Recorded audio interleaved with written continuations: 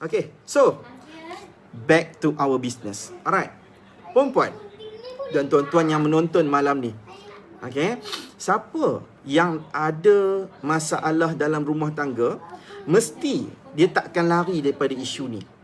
Okay, isu mengenai tekanan mental. Isu yang berlaku balik rumah bergaduh, tak pukul pun, tapi kena maki.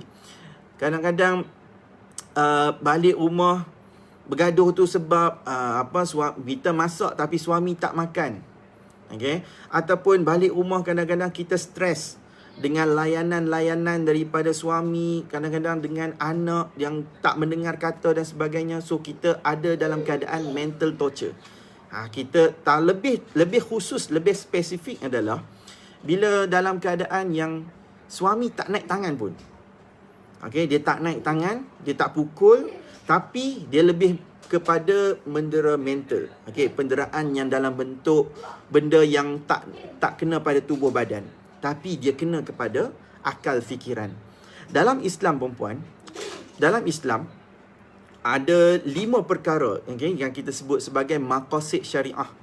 Maqasid syariah ni maksudnya Islam ni dia turun dekat dunia ni. Dekat dunia ni dia kata ada objektif Islam diturunkan adalah untuk memelihara 5 perkara. Ada yang bahas kata 6. Okay, tapi tak apa 5 ke 6. Salah satu yang perkara yang kita kena jaga dalam Islam adalah penjagaan akal. Okay, akal fikiran. So akal adalah salah satu benda yang Allah SWT berikan kepada manusia yang membezakan antara kita dan juga kehidupan yang lain. Macam kalau kata hidup pun, ikan pun hidup, babi di hutan pun hidup, kera pun hidup. Betul. Tapi bezanya adalah kita mempunyai akal fikiran. So Islam ni dia sangat menjaga bab akal fikiran. Okay, bab akal fikiran, seseorang kalau katalah benda tu boleh mendatangkan mudarat, benda tu adalah bertentangan dengan Islam. Okay, termasuklah kalau bab dalam rumah tangga ni.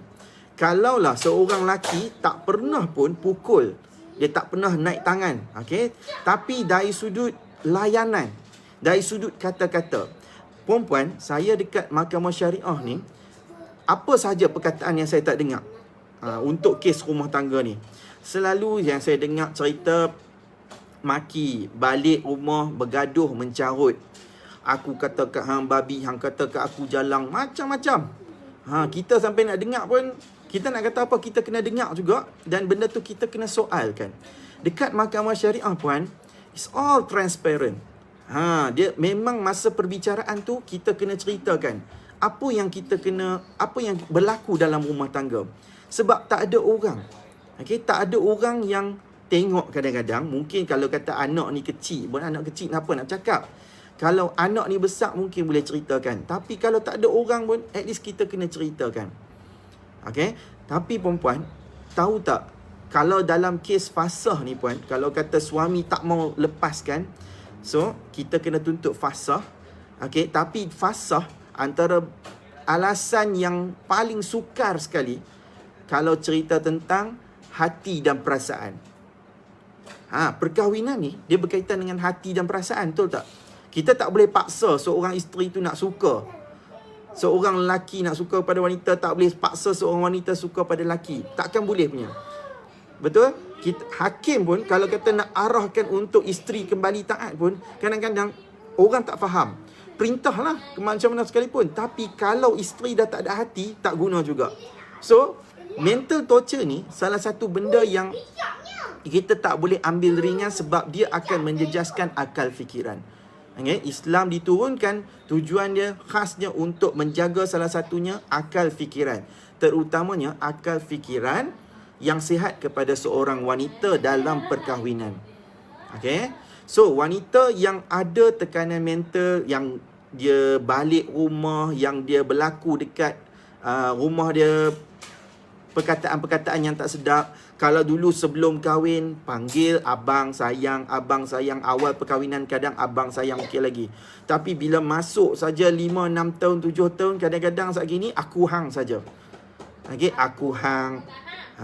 Kadang panggil Ni, mak hang. Dia dah beranak, ada anak lah kan. Kadang-kadang orang kasar sikit. Janganlah bising. Tunggu sekejap. Lagi kita main Okey. Tu dia bagi tahu apa? Aku hang. Ini mak hang. Pak hang, awak pak hang. Mak hang, pak hang. Kita bunyi pun kita pun dengar macam kasar. Kita pun tak seronok benda-benda macam tu.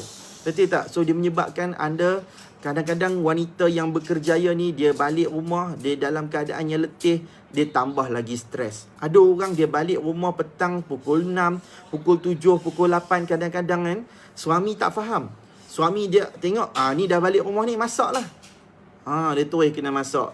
Nak kena masak pula. Tak masak, disuruh kata, tak masak, nusyus. Tak dengar pula nusyus. Kadang-kadang benda ni dia akan datangkan stres. Kemudian, kadang-kadang kan timbul macam ni lah. Bila kita dekat mahkamah syariah ni, saya dengar cerita macam tentang bersetubuh contoh dia. Dalam keadaan yang letih, betul lah kan, isteri yang dalam keadaan yang letih, kadang-kadang kan suami ni dia kena faham juga keadaan isteri. Dia tak boleh lah paksa. Kadang-kadang isteri letih ni, dia nak juga nafkah batin. Tak bagi ni, nusyus. Dia buat keluar lah dalil. Nabi kata apa? Walaupun isteri walaupun berada di atas unta kan, dia bilang unta sekalipun, isteri kena layan suami. Betul.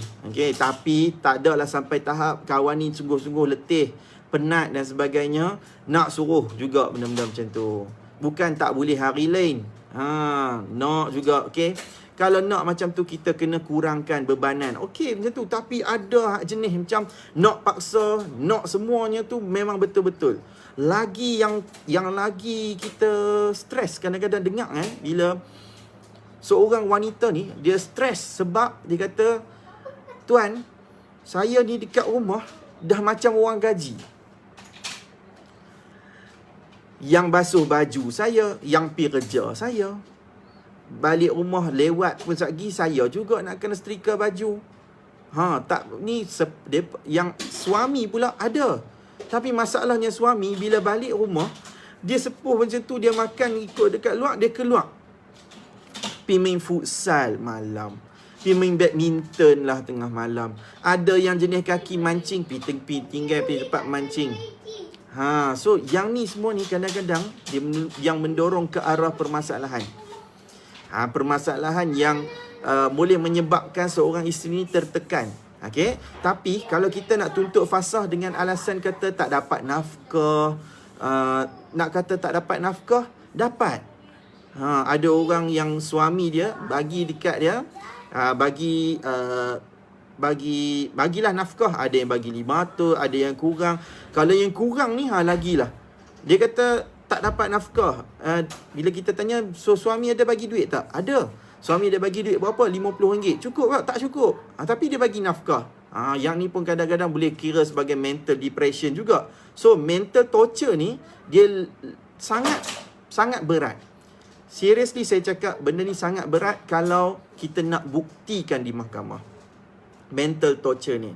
Kadang-kadang perempuan ada yang bertanyakan kepada saya, tuan, dia dah set consultation, dia dah aturkan, jadi saya dah mendengar. Saya dengar setiap satu persatu soalan-soalan yang diceritakan, cerita-cerita yang berkaitan dengan rumah tangga orang tersebut. So, kita dengar dan kita faham. Jadi bila saya tanya, dia cerita dulu, kemudian nangis dan sebagainya. Jadi saya dengar dulu. Okey, Puan ada tak dapat nafkah duit? Ada, suami bagi. Berapa? Suami bagi 300 kadang, tapi 300 tu yang kita guna untuk beli segalanya. And then still kita kena beli lagi yang lain. Okay, so kadang yang tu tak cukup lah, tak apa. Tapi still bagi, ada bagi. Okay, kita tengok, puan pernah kena pukul tak? Ada kena pukul tak? Tak ada, tuan. Ni masalahnya. Kadang-kadang suami ni dia cakap kasar je. Dia buat-buat macam dia bukan nak pukul macam tu saja. Tapi tak pukul. Jadi ada tak? Dia kata betul tak pukul. Tapi macam tu ada. Macam tu ada. Ada tak puan buat laporan polis? Tak ada. Okey, kita tengok pula alasan lain. Puan last bersetubuh bila? Yang tu bab tu memang tak pernah gagal. Yang tu bab tu suami memang laju. So dia kata tiap malam Jumaat mesti berlaku. Contoh lah, contoh. Ni cerita kat Zimbabwe. Okay, so dia kata baru minggu lepas. So, tak ada. So, isu semua clear. Jadi, apa masalahnya? Masalahnya adalah berkaitan dengan perkataan. Dari sudut layanan. Okay, dari sudut kadang-kadang suami ni okey. Tapi disebabkan duduk dengan mertua kadang-kadang, jadi tak tahan. So, pressure kat situ juga dalam rumah tangga ni. Pressure daripada mertua lah. Kadang-kadang pressure daripada adik ipak ke ipak birah semua ni. Pun boleh jadi pressure juga. Pressure-pressure yang macam ni lah perempuan yang sukar untuk kita bawa kes ke mahkamah. Boleh tak tuntut fasah? Boleh. Sebab fasah ni perempuan, asasnya adalah kemudaratan. Apa kemudaratan yang berlaku kepada wanita ni? Sebab kalau nak tuntut perceraian biasa, suami tak setuju, suami tak mau cerai, jadi tak boleh juga. Kalau nak tuntut tebus talak, suami kata aku tak mau duit hang, aku tak mau lepaskan hang, so tak jadi cerita juga. So anda nak kena filekan, nak file cerai taklik. Okay, nak file cerai taklik, kita tengok lafaz taklik. Setiap lafaz taklik perempuan, kalau siapa yang ada taklik ni, so dia akan kata apa? Jika sekiranya aku meninggalkan isteriku selama 4 bulan Qamariah berturut-turut. Okay, meninggalkan. Tapi duduk serumah lagi. Tak kena. Atau aku atau wakil aku tidak datang memberikan kepada dirinya, isteri ni, nafkah selama 4 bulan Qamariah berturut-turut. Okay, ada tak bagi nafkah? Ada. Walaupun sikit pun, dikira bagi nafkah juga. Selesai. Rumah siapa tanggung? Rumah suami tanggung. So, cukup.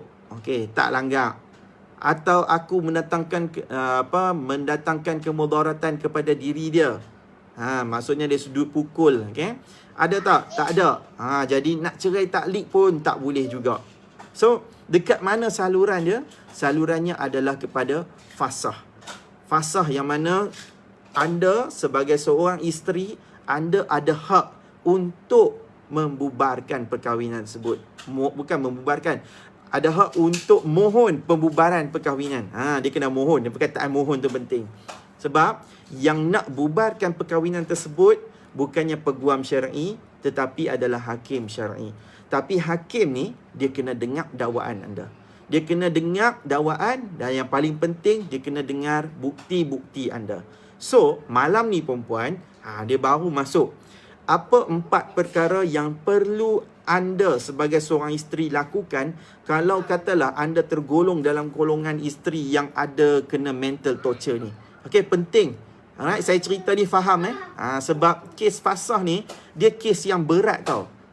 Di mahkamah rendah syariah, kes fasah ni biasanya kes yang berat melibatkan rumah tangga sebab hakim nak bubarkan perkahwinan.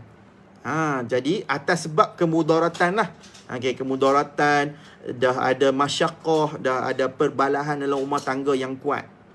Okay, jadi kita nak dakwa benda tu. Jadi kita tak boleh sekadar kita menangis. Saya selalu cerita, puan, kalau puan nak masuk mahkamah, puan menangislah air mata darah sekalipun, benda tu takkan boleh membantu hakim untuk putuskan. Dia mungkin adalah sikit sebab hakim manusia juga. Tapi benda tu tak boleh dianggap sebagai bukti. Dia tak boleh dianggap sebagai bukti 100%. So, bagaimana nak bantu benda tu? Anda kena buat 4 perkara ni. So, tagkan, panggil kawan-kawan yang lain yang boleh, kalau boleh kita sebar luaskan benda ni supaya anda dapat clear, betul-betul, crystal clear. Okay, sebab saya nak bagi tahu kepada anda semua ni. Alright. Tapi saya nak bagi tahu, siapa yang nak tanya soalan, so belakang-belakang sikit. Jangan sekarang, nanti anda punya soalan ni dia dah slide sampai ke atas, saya pun tak tahu. Sebab yang menonton malam ni ramai. Bila ramai yang menonton ni, jadi soalan macam biasalah, kadang-kadang ada komen, wah dia naik atas. Okay? Alright. So, yang pertama perempuan, apa perkara yang perlu anda lakukan kalau katalah berlaku mental torture, berlaku tekanan macam tu? Perkara pertama, anda kena pergi ke pejabat agama untuk mohon kaunseling. Okay, mohon kaunseling. Dia wajib tak? Okay, dia wajib tak untuk kaunseling ni? Jawapan dia tak wajib. Tapi dia sunat muakkad. Dia bagus kalau buat. Sebab kita tak terburu-buru untuk bercerai. Okay, ada orang yang mungkin dia kena pukul sekali, tapi dia tak mau bercerai. Dia pernah kena pukul tapi dia tak pergi ke laporan polis. untuk nak suruh polis tangkap suami dia. Ada orang tak macam tu. Ada orang dia rasa macam aku nak cuba pertahankan lagi, tapi dia nak suami dia faham tentang bagaimana perasaan dan sebagainya. So dia pun nak pergi kaunseling, pun tak ada masalah juga. Terutamanya yang kalau saya nak wajibkan malam ni untuk wanita yang memang ada masalah mental torture. So dia tak ada isu lain ni. Isu nafkah clear, isu nafkah batin tak ada apa. Isu suami jahat ke suami curang ke pun tak ada. Apa pun tak ada. Yang ada hanyalah mental torture sahaja. So anda wajib pergi kaunseling dulu. Pergi kaunseling. Mesti tapi ada orang katanya, tuan, saya dah pergi dah kaunseling, tapi masalahnya suami pula tak mau ikut. Suami tak mau ikut pergi kaunseling. Macam mana tu? Jangan fikirkan tentang suami nak pergi ataupun tidak. Anda yang kena pergi sebab anda sebagai seorang isteri yang mental torture, stres, anda yang sakit. Okay? Anda sakit. Jadi bila anda sakit, anda nak kena buat orang lain ke? Tak kan? Sebab kita yang nak kena pergi dulu. Kita pergi berjumpa dengan juru kaunseling dulu. Okay? Pergi berjumpa dengan kaunselor di pejabat agama. Tujuan dia untuk anda setkan appointment supaya anda sesi kaunseling. Dia mungkin akan berlangsung secara sebelah pihak saja kalau suami tak hadir. Ataupun dia mungkin akan berlangsung secara dua belah pihak. Alright? Tak apa. Yang penting kaunseling. Sebab apa perempuan? Dekat kaunseling tersebut, mungkin kita tak boleh expect lah kata kaunselor ni akan bantu menyelesaikan rumah tangga anda.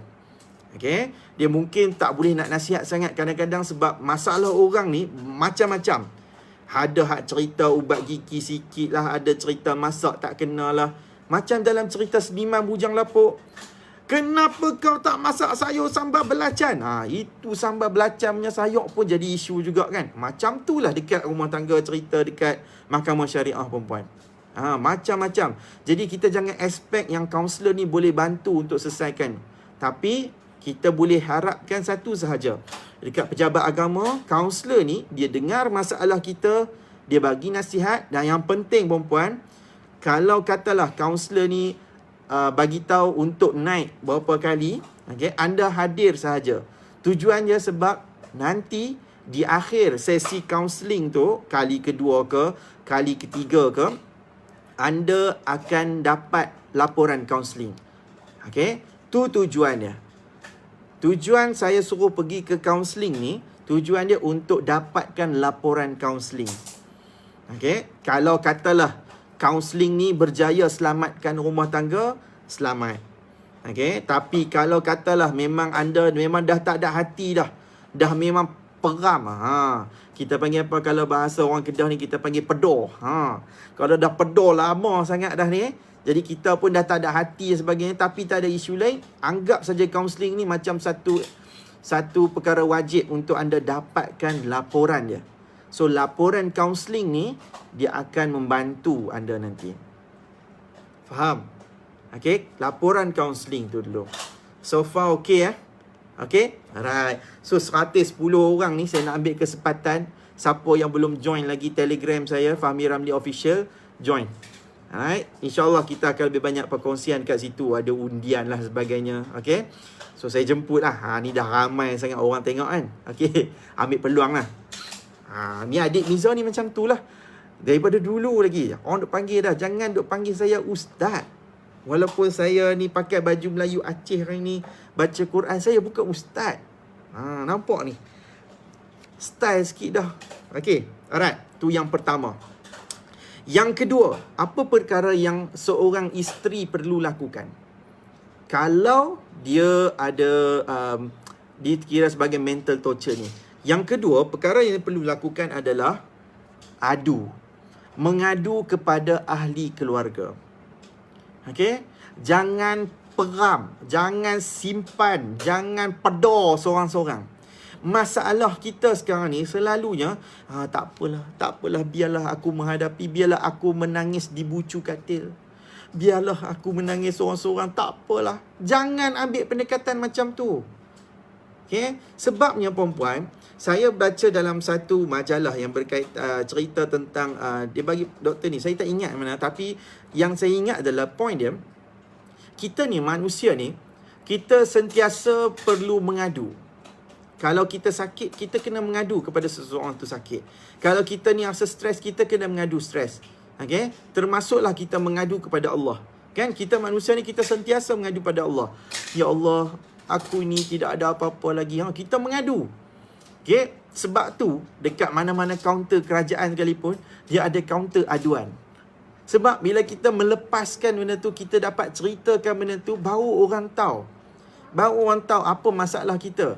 Kalau anda simpan seorang-seorang, anda rasa saya boleh baca ke masalah tu?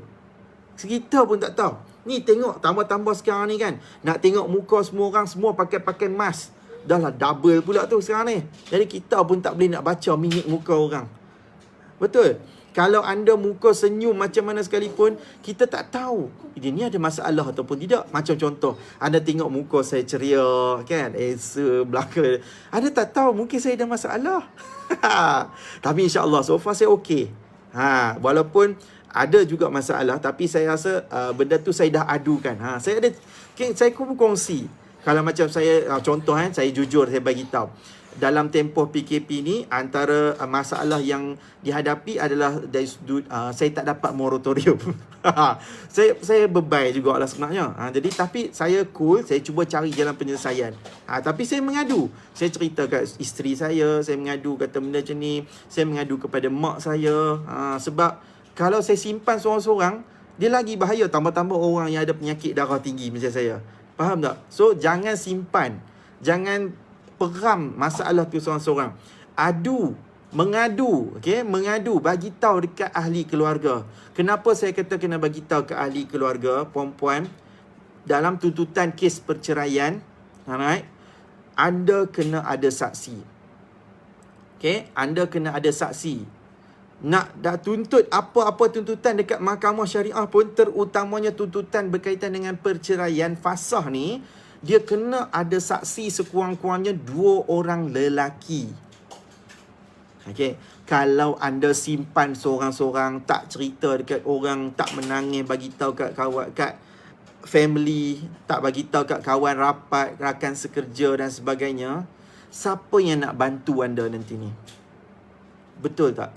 Sebab kita dekat dunia ni, kita tak dicipta seorang-seorang, perempuan. Kita ada orang yang di sekeliling kita. Betul? Siapa suka duduk seorang-seorang dekat tengah-tengah hutan? Tanyalah mana-mana orang pun takkan suka punya lah. Dia mungkin akan kata, biar lega lah kalau dia kata duduk seorang-seorang tengah hutan. Siapa pun tak ada. Siapa pun tak payah ambil tahu peduli pasal aku. Cakap sehari 2 boleh lah. Cuba duduk lama-lama tengok. Tarzan tu pun nak berkawan juga. Dia carilah harimau, dia carilah monyet dan sebagainya. Tapi yang tu cerita fantasi boleh lah kan. Dia cakap dengan semua tu. Tahu-tahu betul-betul dia pun sakit kepala nanti ni. Right? So kena ada orang untuk kita luahkan. Cerita kepada orang yang betul. Kalau boleh cerita dekat ayah, cerita dekat mak. Menangis biar tu tak apa. Ceritakan. Kalau tidak, ayah dengan mak tak boleh nak bantu. Okay? Ceritakan kepada kaunselor, ceritakan kepada peguam, ceritakan kepada rakan sekerja, bos dan sebagainya, nak tunjukkan prestasi kerja dan sebagainya. So semua benda tu penting. Okay? Sebab mereka ini mungkin boleh membantu anda menjadi saksi kelak. Sebab dalam kes fasah, dia mesti kena ada saksi. Okay? Sebab tu perkara ni mungkin takkan dapat dekat tempat lain. Kalau tak ada orang cerita, saya harap saya mungkin boleh menjadi orang yang boleh membantu anda. Bantu anda malam ni untuk anda tahu apa yang anda kena buat. Sebab tak ramai orang nak cerita benda ni kan. So saya nak cerita benda ni penting untuk anda juga. Okay, so yang pertama saya kata apa? Pergi counselling. Alright, counselling di pejabat agama. Okay, ini badan otoriti yang penting dalam kes berkaitan dengan mahkamah syariah. Yang kedua, mengadu. Mengadu kepada ahli keluarga. Okey, mengadu pada ahli keluarga, orang-orang yang terdekat dengan anda. Okey, so far boleh janganlah macam anda tak tak ni pula. Biar energetik sikit, positif sikit orang malam ni. Okey. Alright. So Come on, tekan like lagi. Tekan. Kalau boleh komen-komen sikit semangat. Betul tuan. Betul tuan. Saya mengalami perkara ni. Betul, saya sahkan kena pergi kaunseling. Saya ada pengalaman. Just komen. Saya suka sangat-sangat kalau kita ada connection dua hala ni supaya saya dapat tengok respon anda. Okay? Thank you. Alright. Yang ketiga perempuan. Apa perkara penting yang perlu anda lakukan kalau kata kita kena torture? Anda kena torture sebagai seorang isteri. Mental torture, bukan torture badan lah. Alright. Yang ketiga, ni paling penting perempuan.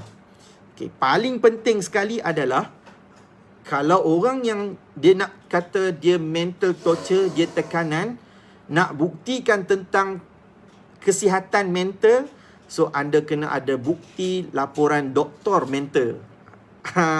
Ataupun dalam bahasa yang lebih tepatnya adalah berjumpa dengan doktor psikiatri.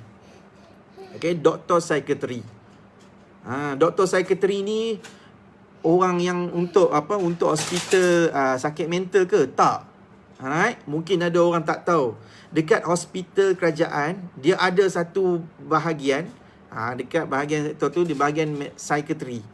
So, doktor psikiatri ni.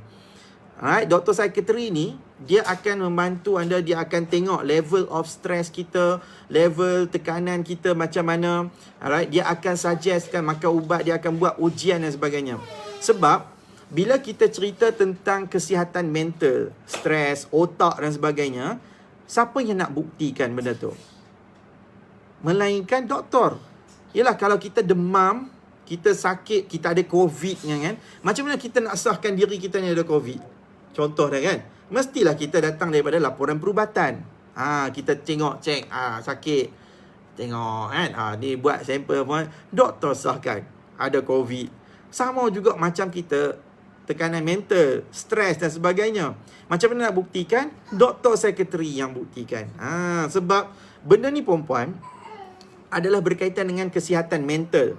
Kalau tidak, takkanlah ke hospital tu dia ada bahagian psikiatri. Kena ingat macam tu aja. Sebab benda tu penting. Perempuan, saya kongsikan saya baca satu artikel. Dia kata lagi tinggi kita punya pembangunan negara kita, maksudnya lagi negara kita ni mencapai status maju, lagi tinggi rakyat dia akan mengalami tekanan. Buktinya perempuan, kalau tengok dekat Jepun contohnya, negara maju, rakyat dia, masyarakat dia ramai yang mempunyai masalah mental, tekanan, alright?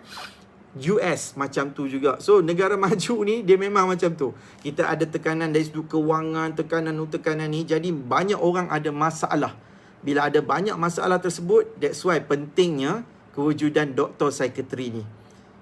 Okay, so bukti psikiatri ni penting. Jadi mungkin ada orang tanya, macam mana nak jumpa doktor psikiatri ni? Okay, yang ni penting. Alright? Nak jumpa dengan doktor psikiatri, dia bukan anda terus pergi ke hospital bahagian kecemasan. Okay, dia bukan macam tu. Alright? Yang ni berdasarkan pengalaman yang daripada klien kita. Okay? Dia kata, nak jumpa dengan doktor psikiatri ni, kita kena pergi ke klinik kesihatan yang biasa. Okay, klinik kesihatan dekat daerah-daerah, klinik kesihatan yang kecil-kecil tu. Klinik kesihatan satu Malaysia ke apa tak tahulah, tapi klinik kesihatan lah. Okay, klinik kesihatan. So, klinik kesihatan tu, anda beritahu anda nak minta untuk dirujukkan kepada bahagian psikiatri. Tu cara dia. Okay, so dia bagi tahu macam tu, baru anda boleh pergi untuk bertemu dengan psikiatri. Baru dia ada boleh setkan. So setiap kali pertemuan dengan doktor psikiatri tu, sama ada dari sudut ujian, dari sudut macam perubatan dan sebagainya, anda kena ikut betul-betul supaya benda tu sampai kita dapat, yang paling penting ni sampai kita dapat laporan psikiatri. Sebab tu penting. Kalau kata tadi, kaunseling tujuan dia untuk last kali dapatkan laporan kaunseling, psikiatri tujuan dia last kali untuk dapatkan laporan psikiatri. InsyaAllah, mana-mana terma perubatan sekalipun, dia akan keluarkan report, medical report. Kalau kata kena pukul dari sudut badan dan sebagainya, dia ada medical report dia. Kalau dia kata dari sudut psikiatri, dia akan keluar medical report untuk psikiatri dia. Jangan bimbang dari sudut orang akan kata, hang ni gila lah nanti kalau pergi. Tak, perempuan. Okay? Dia takkan, psikiatri ni bukan tujuan untuk nak kata kita gila perempuan. Dia tak gila. Bukan nak kata kita pergi tu dia akan kata kita gila. Tak. Sebab benda ni adalah penting sebagai bukti. Kalau anda tak ada laporan psikiatri, macam mana orang nak tahu anda stres? Mungkinlah dari sudut kita nampak dari sudut perlakuan, dari sudut percakapan dan sebagainya, okey. Tapi back to the law, basic of law, dia tak ada boleh diterima selagi mana tak ada proof. So kita nak proofkan tu dari sudut terma medical, dia kena ada laporan psikiatri. Pegang betul-betul benda ni. Sebab benda ni adalah benda yang penting untuk anda lakukan. Ada orang mesti akan tanya, kalau kata buat dekat laporan jumpa psikiatri yang swasta, personal consultant, yang cerita pasal psikiatri ni lah, boleh tak? Tak boleh perempuan. Bukan tak boleh diterima langsung, cuma kekuatan itu agak lemah sikit. Sebab bila cerita tentang perubatan ni, yang akan lebih diterima kuat adalah laporan daripada klinik kerajaan, hospital kerajaan, doktor kerajaan. Bukan nak kata doktor swasta tak pakar, doktor swasta pun sama pakar juga. Tapi dari sudut penerimaan tu, ialah sebab kadang-kadang swasta ni dia ada isu berkenaan dengan pembayaran. Dia kata ni tahu-tahu jumpa tak, kadang-kadang bayar saja. Sebab tu swasta ni kita tak boleh terima 100%. Dia level dia kurang sikit, tapi berbanding dekat kerajaan punya. So hospital laporan psikiatri, doktor psikiatri tersebut sangat kuat, sangat membantu anda nanti dari sudut nak bantukan keadaan kita sekarang dan nak membantu keadaan kita di dalam mahkamah nanti. Dari sudut laporan dan mungkin juga kita boleh bawakan doktor psikiatri itu ke mahkamah nanti. Dia boleh disepina. Boleh diarahkan oleh hakim untuk datang ke mahkamah menjadi saksi kepada anda. Siapa nak doktor jadi saksi? Semua orang nak kan? Sebab bila ada orang ni, dia main nak cakap bagi pihak kita, dia nak cerita kata betul menjalani psikiatri, kita tengok dan keadaan sebagainya. So ada orang nak main mengesahkan macam tu, at least senang. Mudah untuk anda dapat seorang lagi saksi. Itu pun kalau katalah benda tu dipertikaikan. Tapi kalau kata laporan psikiatri tu tak dipertikaikan, mahkamah boleh terima, tak perlu pun doktor tu datang. Cukup dengan laporan tu saja. Tapi kalau katalah laporan anda bagi ni pun dipertikaikan, so at least doktor ni boleh datang. Boleh datang ke mahkamah syariah jadi saksi anda nanti. Siapa nak? Mestilah semua orang nak kan? Macam tu lah. Faham So yang pertama, counselling. Yang kedua, mengadu kepada ahli keluarga. Yang ketiga, jumpa doktor psikiatri. Yang keempat, boleh Alright, so yang keempat. Relax. Soalan sabar sekejap Soalan sabar. Yang keempat. Alright. Yang keempat ni dia agak sensitif sebenarnya kalau saya sebut. Tapi dia bukan satu kewajipan, cuma kalau anda dah mencapai tahap stres yang tinggi, tekanan yang melampau, memang dah tak boleh nak tahan dah dalam rumah tangga ni. Dia memang boleh menjejaskan anda punya kesihatan, pekerjaan. So kita pun memang dah geram sangat-sangat, dah sampai tahap hampir gila lah contohnya. So kita, Islam kan kata tadi nak menjaga akal fikiran dan sebagainya. So dalam keadaan macam ni, tindakan anda yang keempat, anda boleh keluar daripada rumah. Ada setengah orang kata tak setuju. Dia kata akan kata nusyus dan sebagainya. Perempuan, nusyus ni dia bukan sabitan yang mudah untuk mulut suami cakap. Hang keluar daripada rumah ni, hang nusyus. Tak perempuan. Nusyus ni dia datang daripada hakim. Dia mesti daripada tuntutan suami untuk mohon kembali taat dulu. Kemudian mahkamah tengok ada point tak ada point nak kata isteri ni nusyus. So kalau tak ada, mahkamah tak akan sabitkan nusyus. Macam contoh seorang isteri ni dia memang tahap dia tekanan dia sungguh-sungguh dah tak boleh nak teruskan dah perkahwinan ni, tapi suami tak mau lepas. Suami kata aku takkan pi mahkamah jadi apa pun. Jangan keluar pada rumah. So kita keluar. Kita nak keluar juga, kita boleh keluar. Sebab masyaqqah tu, tekanan. Dia maksud dia dari sudut keretakan tu. Kita dah tak boleh. Sebab Islam nak menjaga mental kan. Nak menjaga akal fikiran. So kalau anda tak boleh dah tahan, anda boleh keluar daripada rumah tersebut. Adakah anda boleh dikira sebagai nusyus? Anda tak boleh dikira sebagai nusyus. Sebab anda keluar tu atas diri, kesihatan diri anda. Sebab faktor dalaman rumah tangga tersebut yang menyebabkan anda boleh keluar. Tapi janganlah keluar-keluar tu anda pergi dah keluar daripada rumah, anda pergi berseronok pula kat luar. Kadang-kadang saat gini ada yang cerita dia keluar daripada rumah, pergi cari lelaki lain, kadang pergi couple dengan orang lain, pergi berjimba. So yang ni tak apa nak betul lah. Kata stres, tiba-tiba macam mana pula ada boleh pergi pawagam ni? Tu kadang tak kena juga.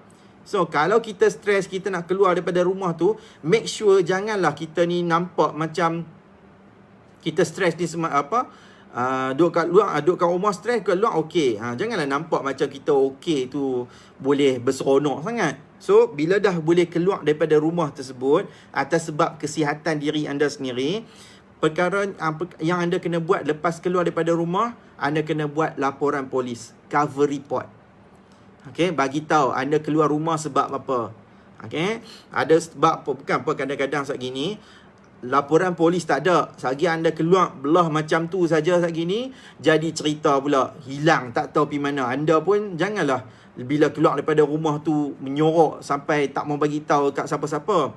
Lebih bagus kalau kata anda keluar daripada rumah atas sebab tersebut, balik ke rumah family yang tu ada tanda-tanda yang kata anda stres. Sebab kita ni pilah macam orang kata apa, bagai pipit pulang ke sarang, burung pulang ke sarang, macam itulah so kita, kalau kita stres sebagainya, at least kita pergi duduk dekat rumah keluarga kita. So barulah macam nampak kronologi yang tepat. Ini keluar-keluar pergi duduk dekat mana-mana dan sebagainya. Alright, tempat yang orang rasa macam tempat tu ni bukan tempat nak tunjuk kata anda stres lah. Okay, so anda keluar daripada rumah, buat report polis, cover report, supaya orang tak kata anda ni hilang ke, dicolik ke sebagainya. Ada siapa-siapa ke nak kena colik ni? Tak ada kan? So bagi tahu, kata pergi balai polis. Dan kemudian kalau dah keluar daripada rumah tersebut, dah ada laporan polis, jangan tunggu lama-lama. Alright, untuk bertindak, lakukan sesuatu. Maksud saya, kalau dah keluar, jangan lambat untuk failkan perceraian.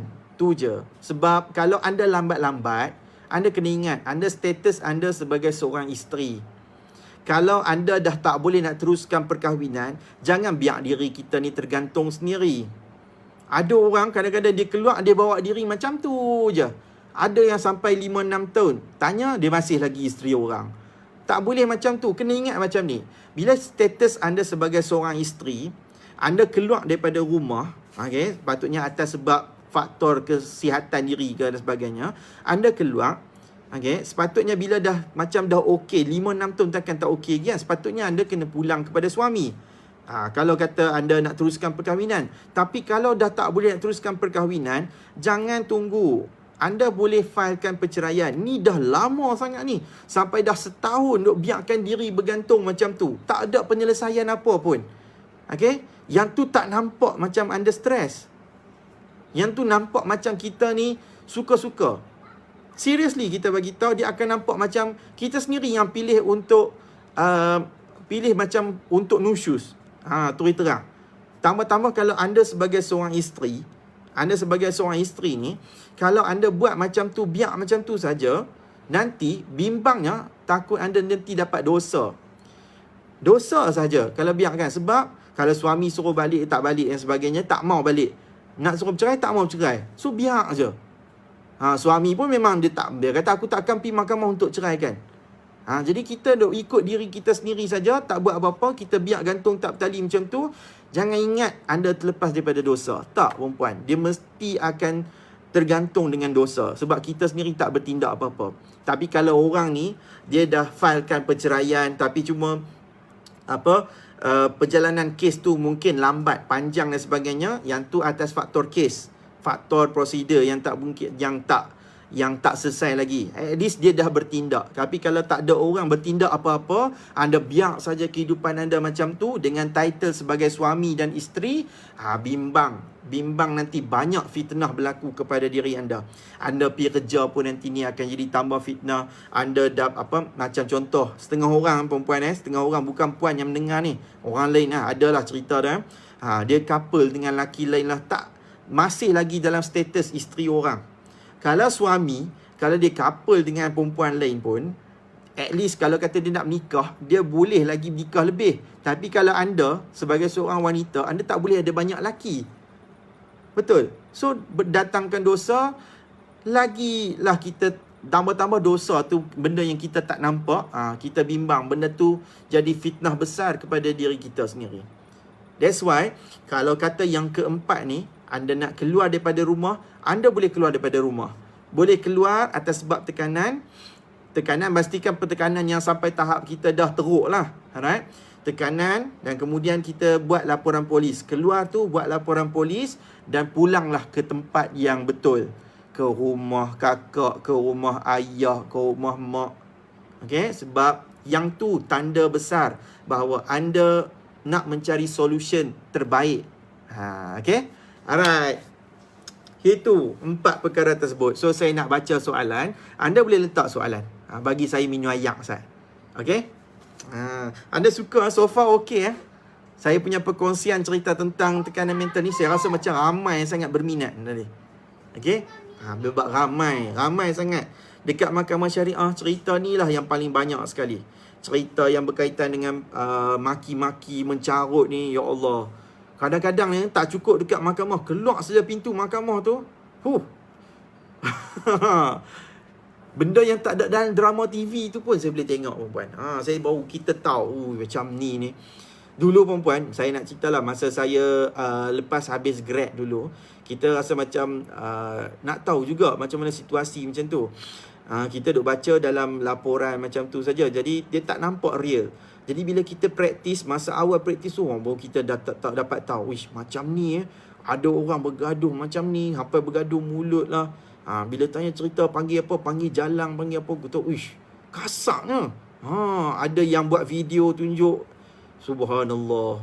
Mungkin sebab benda tu tak pernah kita tengok depan mata kan. Tapi perempuan, benda ni kita banyak dah tengok. Sebab pengalaman saya handle kes berkaitan dengan fasah ni perempuan, 7 tahun ni, saya rasa saya dah buka file fasah yang klien dengan saya rasa dah lebih daripada 200. Lebih daripada 200 tau. Sebab saya tengok dekat file di office saya yang lama dengan yang baru, saya kira-kira hari tu saya rasa hampir 200.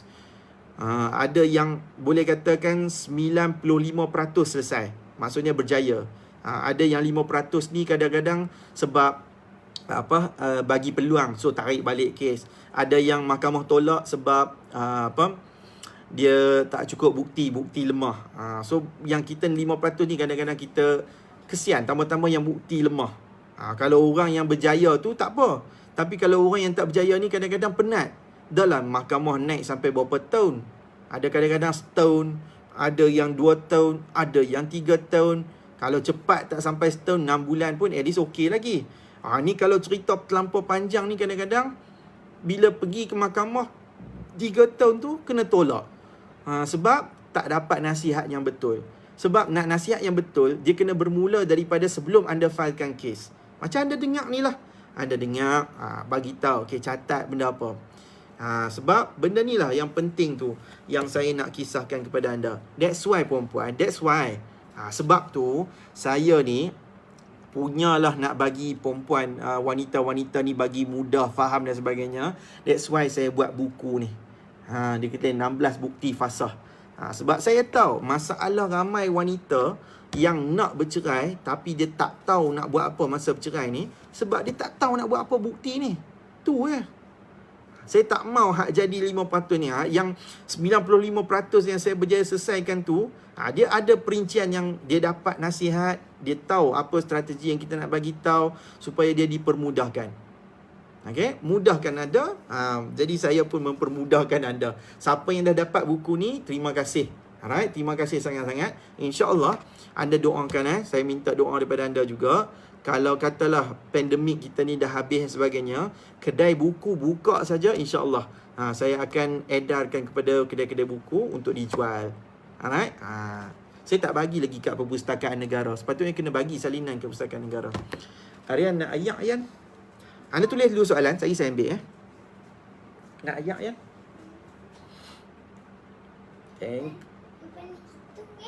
Thank you. Bawa yang buat rumah. Ayah tengok handphone. Okay. Alright. Minum dulu.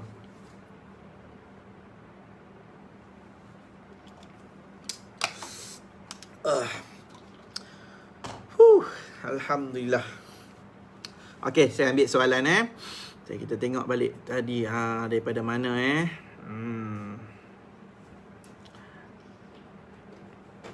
Okay.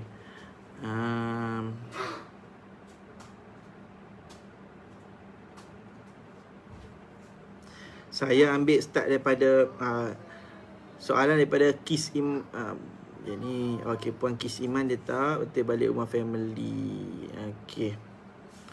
Ada soalan, mana soalan Puan Nuruliana kata dia tak confident kot, seria kot, tak ada lelaki mau dia dah. Betul lah kot. Kadang-kadang ada setengah wanita macam tu, dia bimbang lelaki tak nak dekat dia dah kan. Okey, Puan Alia Lee kata, Tuan, saya under psychiatry dengan hospital dah 3 tahun on ubat. 3 tahun Sebulan yang lepas saya dah official bercerai dengan suami. Okey. Tak, saya nak kata apa tadi, tak boleh nak cakap tahniah. Selamat beredah lah Puan. Suami cakap dia boleh guna alasan saya mental tak stabil untuk ambil hak jagaan anak. Okey. Dan kan ada dengan saya tak nak pukul. Sekolah semua okey. Saya uruskan ni dengan suami saja. Kata-kata buat saya trigger untuk doktor sekretari nasihat boleh guna laporan untuk fight. Okey. Alright. Dia termasuk sikit bab jagaan anak. Tapi tak apa, betul puan-puan. Saya percaya ramai kan, bukan puan Alia Lee sahaja. Ramai orang dia takut nak pergi jumpa doktor psikiatri sebab dia takut suami kata kita ni ada mental tak layak untuk dapat jagaan anak. Puan-puan, bab kes jagaan anak puan-puan ni saya bagi satu jaminan bagi satu jaminan. Kalau anda pergi berjumpa dengan doktor psikiatri, kalau doktor psikiatri keluarkan laporan anda stres, mengalami masalah tekanan dan sebagainya, disebabkan dia ada sebab, disebabkan rumah tangga anda, tak bermakna anda gila. Okey, tak bermakna anda tak sihat mental tu sampai tak boleh nak menjaga anak.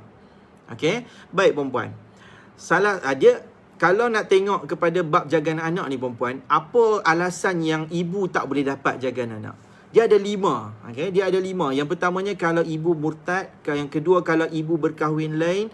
Kalau yang ketiga ibu mendera anak. Yang keempat kalau ibu ni berkelakuan keji secara terbuka.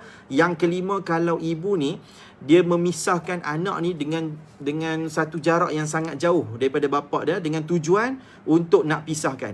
Dia memang niat sengaja. Macam contoh mak ni dia bawa lari anak pergi duduk kat Jepun dan sebagainya. So contoh macam itulah. Tak ada siapa pun kat situ. Ataupun dia pindah ke mana-mana tempat yang tak ada kaitan pun dengan diri dia. Tak balik kampung pun. Orang asal orang Perlis. Tapi dia tak lari balik duduk Perlis pun. Dia balik duduk dekat, dia pergi duduk kat Johor ke. So tak ada kaitan pun kan.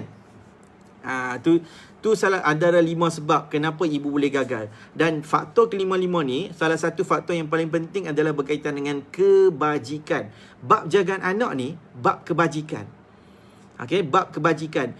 That's why kalau kita pergi ke mahkamah syariah, semalam saya katakan bab jagaan anak yang paling penting di sisi mahkamah syariah bab jagaan anak ni adalah kita ceritakan apa kebajikan kita yang kita dah bagi yang terbaik untuk anak. Maksudnya dari segi rumah kita. Okey, macam mana keadaan rumah kita kalau anak duduk dengan kita? Setiap anak ada bilik sendiri. Selesa.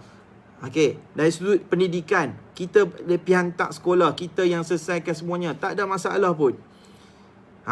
Prestasi pendidikan pun okey, cantik. Belajar ilmu agama pun ada juga. So memang benda ni tak ada pun isu kebajikan yang terjejas. Okey, maka takkanlah disebabkan anda mahkamah sahkan, bukan mahkamah, doktor sahkan anda ada kesihatan mental stres kerana faktor perkahwinan yang terdahulu tu boleh menggagalkan hak jagaan anak. Tak ada perempuan. Unless kalaulah memang betul kita ni gila kan, sampai tahap kita sebagai gila lah. Okay, gila ni perempuan, dia ada ordinance dia tau. Dia ada undang-undang dia. Kalau seseorang tu nak dikatakan gila, dia mesti terkandung di bawah dia apa? Di mana ordinance gila kot. Macam itulah, dia ada undang-undang dia. Okay, jadi bukan akta ordinance gila, akta sakit otak kot. Macam itulah. Dalam fasah dia ada sebut benda tu. Saya kongsikan perempuan, dia ada satu kes yang nak sabitkan orang gila ataupun tak gila ni. Dia ada satu kes fasah yang dilaporkan dalam undang-undang. Long short story saya boleh ceritakan. Cerita dia, suami ni, seorang isteri ni, dia tuntut fasah. Dia kata sebab suami dia gila. Okay, so dia macam tekanan kat situ lah. So dia macam nak katakan suami dia ni gila lah kan. Jadi suami dia bukan gila macam gila sepenuhnya, tapi dia macam apa? Gila sekejap. Faham tak? Gila sekejap. Sat okey, sat tak okey, macam tu. Tapi benda tu nak jadi cerita tak termasuk dalam kategori gila tu.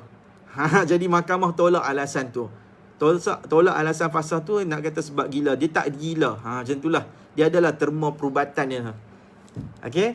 So dalam cerita hak jagaan anak pula, anda jangan risau perempuan. Kalau berkaitan dengan stres, level of stress ni disahkan oleh doktor psikiatri, dia tak ada kaitan dengan hak jagaan anak, insya-Allah. Okay. So kalau katalah ada orang yang dia nak buat macam tu, dia nak kata anda tak layak dapat hak jagaan anda jangan risau. Bab jagaan anak ni, yang penting anda buktikan kepada mahkamah apa kebajikan yang dah aku jaga, yang aku boleh bagi. Tu je yang penting. Prinsip je. Anda tak perlu nak cerita keburukan pihak lawan pun. Ceritakan apa kebaikan kita. Kebaikan dan jaminan yang terbaik untuk kita jaga. Alright? So bab jagaan anak, insya-Allah tak ada isu. Okay, Zahara Zia. Saya dah tak tinggal sebumbung dengan suami selama 2 tahun. Saya dah pun failkan perceraian fasah, sampai sekarang masih menunggu panggilan daripada mahkamah. Okay. 2 tahun baru nak failkan puan. Jangan. Yang perempuan yang lain, kalau katalah memang sampai dah duduk tak sebumbung, saya nasihatkan tadi, jangan lama-lama. 2 tahun baru nak file, lama sangat puan. Okay. Tapi kalau kata dah 2 tahun yang lalu failkan dah, tapi proses tu tak selesai lagi, okay, tak apalah. Harap bersabar, okay. Tambah-tambah masa MCO macam ni, lockdown, saya pun tak boleh kata apa sebab mahkamah tutup. Okay. Jadi kita hanya boleh bagi nasihat saja.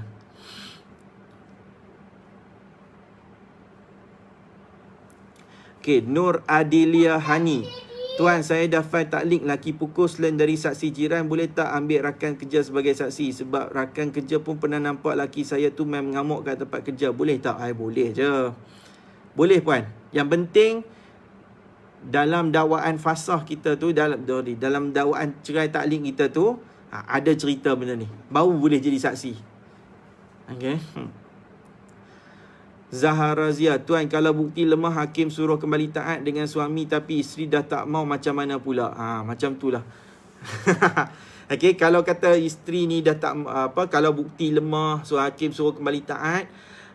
Kalau anda nak kembali taat, anda boleh kembali taat. Okay. Jadi, tapi kalau anda tak kembali taat, anda takkan kena apa-apa. Cuma dia boleh anda diisytihar sebagai nusyuz sahaja. So, anda boleh buat tuntutan perceraian yang lain. Okay. Tuntutan cerai yang lain yang dibolehkan. Dia bukannya cerai fasah ataupun taklik saja yang ada. Dia ada cerai biasa pun boleh juga. Dia ada cerai tebus talak pun boleh juga. So, kita boleh bayar. Okay. Boleh bayar jumlah tebus talak tu. Tu je lah. Kalau kata tak kembali taat, jawapannya kita boleh dikatakan nusyuz. So, apa kesan nusyuz? Anda tak layak untuk terima nafkah sahaja. Tu je, tak layak terima nafkah. Fadila Lala. Macam mana tuan kalau ada suami yang katakan isteri dia, kalau keluar rumah seluruh isi langit dan bumi akan melaknat isteri tu selagi tak dapat redha suami? Gitu. Yo. Tu dia dah jadi macam Tuhan lah nak mengarahkan langit semua tu tak redha. keluar rumah ni perempuan, dalam Islam pun dia dibenarkan dengan syarat. Syarat dia macam contoh isteri nak keluar pergi bekerja, kena keluar. Kalau tak pergi bekerja jadi apa? Dia nak kena, tak ada orang nak tolong bayarkan dia punya hutang, nak beli makan minum dia sendiri dan sebagainya. So dia boleh keluar pergi bekerja. Ataupun rumah nak terbakar, so kena keluar daripada rumah juga. Ataupun benda yang boleh mengancam keselamatan dia, macam contoh suami ni duk pukul dan sebagainya, boleh keluar. Sebab mendatangkan bahaya kepada diri dia, tak ada masalah, boleh keluar. Okay, tak payah nak kata keluar rumah ni seluruh langit dan bumi akan melaknat isteri tu. Allah, tak payah ambil alih kerja Tuhan. Tu je saya boleh cakap. Kadang-kadang ni kita ni manusia suka ambil alih kerja Allah. Kita nak tentukan orang ni masuk neraka, masuk syurga. Macam kita ni dah jamin sangat syurga tu. Faham tak? Macam kita ni dah boleh arahkan langit dengan bumi nak suruh laknat. Kalau kita keluar tu atas sebab yang dibenarkan di sisi syarak, tak ada masalah apa. Memang kalau tak keluar tu boleh mendatangkan kemudaratan, mana mungkin benda tu dapat laknat. Kita pun manusia, kita manusia yang lemah. Faham? So abaikan je lah. Anda lebih tahu Puan Fadilah. Okey, Suhaila Baharum. Tuan, 4 perkara ni wajib buat ke atau buat salah satu dah okey untuk buat tuntutan? Saya kata yang saya wajibkan yang 3. 1, 2, 3. Okey, 1, 2, 3. Yang keempat saja. Yang keempat, dia bergantung. Kalau kata anda memang dah betul-betul mudarat lah, boleh mendatangkan mudarat, sakit otak dan sebagainya tu, anda boleh buat. Jadi wajib lah untuk anda keluar. Sebab nak elakkan daripada anda lebih tekanan. Okay. Tapi untuk nombor 1, 2 dengan 3, iaitu pergi kaunseling, mengadu kepada ahli keluarga, dan yang ketiga apa gitu, jumpa sekretari, yang ni wajib. Wajib untuk orang yang wanita yang dia ada mental torture, tapi dia tak ada bukti lain, dia tak ada isu lain, dia tak ada dakwaan lain. Contohnya ada orang yang datang kat kita, dia cerita kata suami dia tak bagi nafkah. So kita ada dakwaan tentang nafkah. Ataupun dia ada dakwaan tentang suami pukul. So kita ada cerita pasal suami pukul. Ataupun dia ada dakwaan tentang suami curang. So berkelakuan keji. Kita ada bukti, settle. Alright? So kita tak perlu nak buat benda ni semua. Tapi kalau kata dia tak ada isu, suami bagi nafkah, bagi. Okay, cukup tak cukup tu lain kira. Alright? Dia bagi. Kemudian yang kedua, dia tak pukul. Dia baru acah-acah macam tu sahaja. So tak pukul, tak jadi juga. Kemudian yang ketiga, dia tak ada curang. Kalau ada curang sekalipun, kita tak ada bukti. So kita pun payah nak buktikan benda tu. Tak ada juga. Jadi apa caranya? Itulah benda ni yang menjadi wajib. Kena kaunseling, kena mengadu pada ahli keluarga, dan kemudian kena jumpa doktor sekretari. Okay? 3 ni wajib kalau kata memang tak ada dakwaan lain lah. Okay, tapi kalaulah anda nak menjadikan kita rasa macam lebih yakin dengan tuntutan kita, so why not?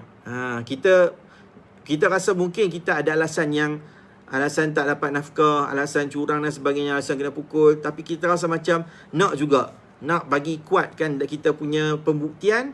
So boleh buat benda ni juga, tak ada masalah. Sebab benda ni semua ada kaitan juga kan. So kalau kata tak dapat nafkah, torture mental juga kan, kita stres tak dapat nafkah. Ataupun kena pukul pun kadang kita mental torture juga, kita jadi trauma kan. Macam ada setengah klien kita yang trauma kena pukul, so dia berkaitan dengan mental juga. Nak buat pun boleh juga. Lagi apa lagi? Tak dapat nafkah batin lebih daripada setahun, mental torture juga sebab tak dapat nafkah ni, so pun boleh buat juga. Depends. Kalau kita rasa macam kita nak menguatkan kita punya tuntutan tu, saya rasa lebih baik macam tu. Okey. Belum ya, sikit lagi.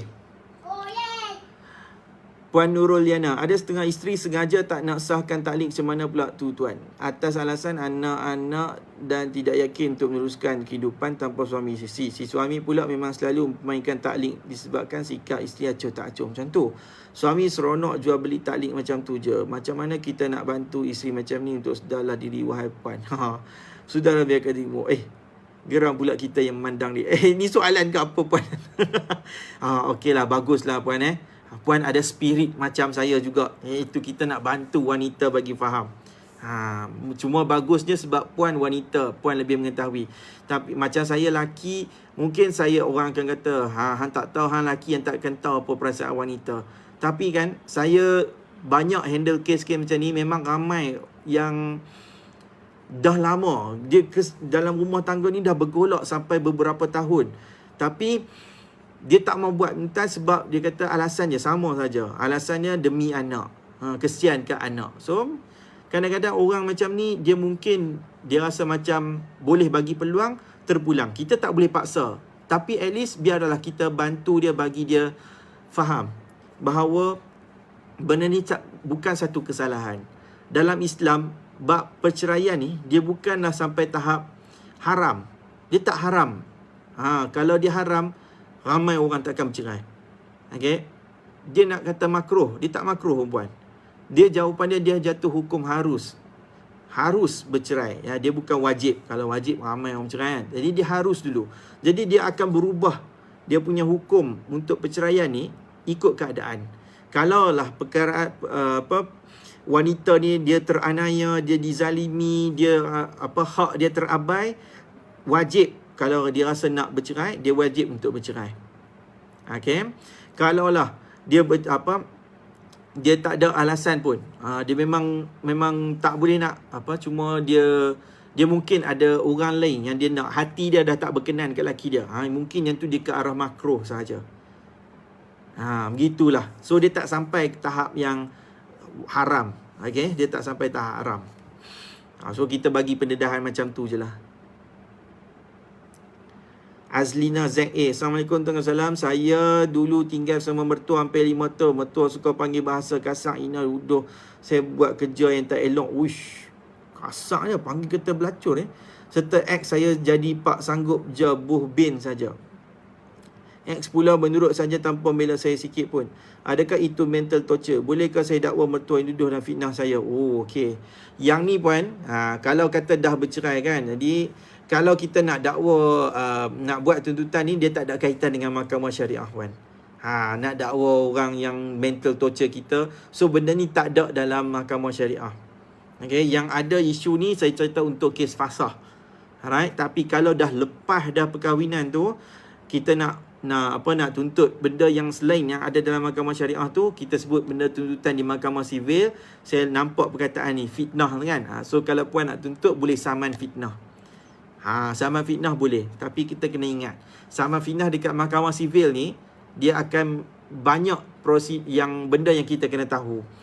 Kalau dia fitnah, apa kerosakan kepada diri kita? Apa benda yang dah menyebabkan image dan kita punya terjejasnya kita punya sumber pendapatan dan sebagainya. So that's why macam saman fitnah ni perempuan biasanya melibatkan dengan ahli politik. Contoh sebab kita memang familiar sangat kalau saman fitnah ni dengan ahli politik, dengan artis. Okay, sebab saman fitnah ni dia tak ada tujuan lain. Kalau kita buat tuduhan saman fitnah dekat mahkamah sivil ni, tujuannya kita nak dapatkan ganti rugi saja. Kan, kita nak minta ganti rugi am dengan ganti rugi teladan ke ganti rugi khas. So benda ni lah kita kena ceritakan kat mahkamah. Kalau macam orang politik dia kena fitnah, dia nak tuntut ganti rugi berapa? 3 juta, 4 juta, 1 juta. Okay, contoh macam tu. So apa kerosakan yang berlaku pada diri dia? Reputasi dia merudum, banyak orang pandang serong, menjejaskan dia punya maruah dan sebagainya. So lagi dia terkenal, lagi tinggi dia punya ganti rugi dia tu. Okey, yang ni dekat cerita mahkamah sivil. Yang ni saya tak buat sebab saya peguam syar'i. Jadi cerita dekat mahkamah syariah untuk kata mental torture ni, dia lebih kepada kes fasah. Okey, kes fasah sahaja.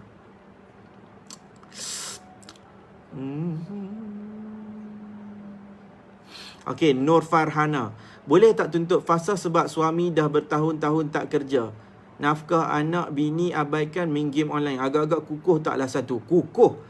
Alasan tu kukuh puan.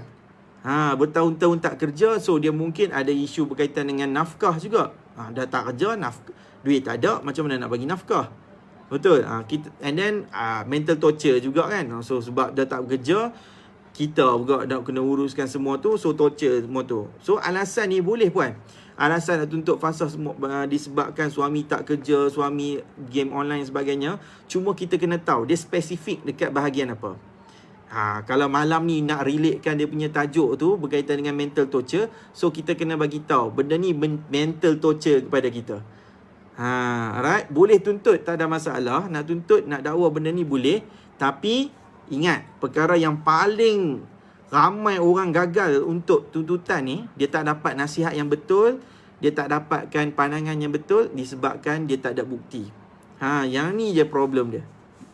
Okay, so that's why saya selalu bagi tahu, alright, dapatkan nasihat, dapatkan pandangan, okay, supaya kita lebih clear, lebih yakin. Anda bayangkan kalau kata anda nak panjat gunung, macam saya selalu bagi tahu nak panjat gunung.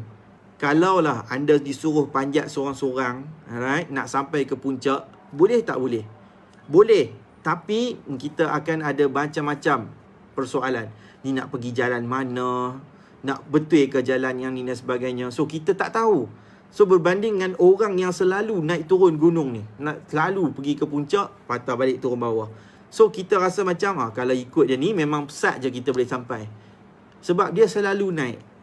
Macam tu juga kalau kita dapatkan nasihat, dapatkan guidance yang betul, insya-Allah benda ni boleh bantu kita untuk kes apa pun. That's why saya punya sasaran saya nak bantu wanita yang digantung tak bertali.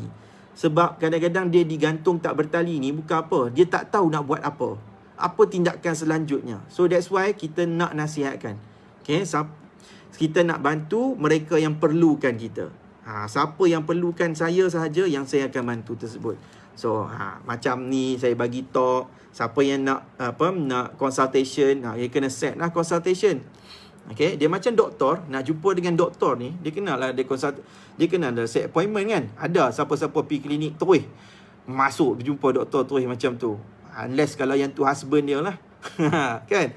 So nak jumpa doktor ni, dia kena isi borang dan sebagainya, dia kena bagi tahu ni ada kos dan sebagainya. Alright, sebab kita nak dapatkan nasihat dia. Ni sakit apa? Ubat saya adalah nasihat saya. Macam tu lah. Alright. Okay, apa dah? Oh, alright. 11.30 dah. Okay, Yan. Saya dah janji dengan anak saya. So, saya nak mengucapkan minta maaf sangat-sangat dan terima kasih banyak-banyak kepada semua yang menonton malam ni, kepada semua yang bertanyakan soalan malam ni. Walaupun mungkin saya tak dapat nak ambil semua, tapi at least kan, saya rasa macam penerangan saya ni dah boleh mencapai anda tahap memahami. Okay, betul tak? Okay kan? Kalau katalah siapa yang perlukan lagi saya lebih detail, saya kena mendalami isu dia tersebut. Ada orang dia segan, okay, tak apa, saya faham. Sebab rumah tangga ni, dia nak cerita bab aib ni, dia memang ramai orang tak suka bercakap, tapi dia akan pilih untuk privacy. So tak apa, kalau anda berminat untuk saya bantu anda dengan lebih lanjut, kita boleh PM. Alright, anda boleh PM dengan tim kita, insya-Allah kita akan aturkan perkara tersebut. Alright, so saya minta maaf sangat-sangat. Ni masa untuk saya bersama dengan anak saya pula. So terima kasih kepada semua yang menonton. InsyaAllah esok malam jam 10 malam macam biasa bersama dengan saya sekali lagi, Fahmi Ramli, untuk kita sama-sama gali ilmu, sama-sama kita dapatkan perkongsian berdasarkan pengalaman sebenar, berdasarkan kepada pembacaan dan berdasarkan kepada apa yang saya boleh sampaikan. Alright, kalau kurang saya mohon maaf, kalau lebih saya ucapkan terima kasih kepada mereka yang menghargai, kepada mereka yang share dan sebagainya. Saya suka sangat-sangat. Okay, terima kasih sebab share. Sampaikan salam kepada mereka yang masih lagi belum join. Kalau siapa yang belum join lagi Telegram saya, Fahmi Ramli Official, boleh join Telegram tersebut. Ataupun siapa yang belum join lagi Facebook group saya, Tanya Tuan Fahmi, anda boleh join. Ni khas. Kalau grup Facebook tersebut, dia grup khas untuk wanita sahaja. Okay, memang dia group private untuk wanita sahaja. Anda boleh tanya soalan kat situ.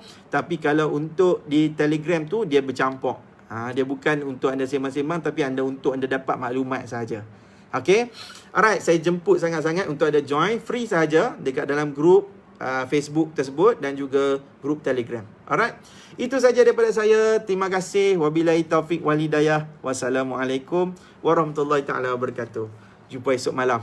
Bye bye.